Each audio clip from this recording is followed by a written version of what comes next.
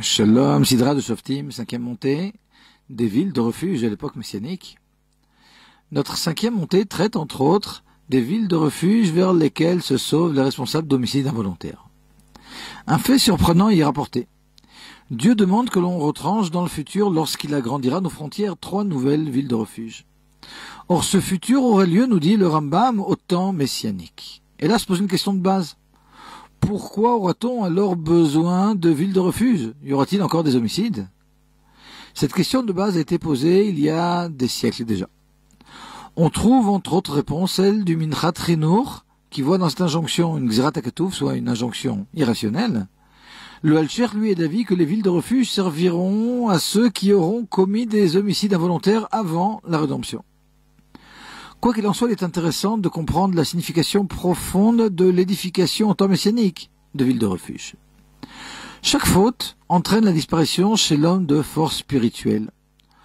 On pourrait donc assimiler ces fautes à des homicides. En fautant, on tue quelque part quelque chose en soi.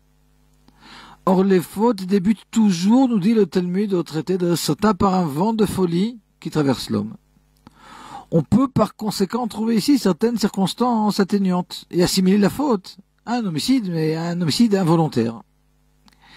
La solution est donc de se sauver vers une ville de refuge, soit vers l'étude de la Torah, qui elle seule pourra régénérer les forces spirituelles tuées.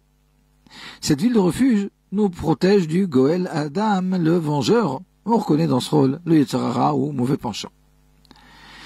La Chassidoute explique que l'état du monde entre la rédemption et la résurrection des morts sera semblable à celui du monde avant la faute d'Adam Arishon. Il n'y aura pas de faute véritablement, mais la possibilité de fauter ne sera pas pour autant totalement exclue.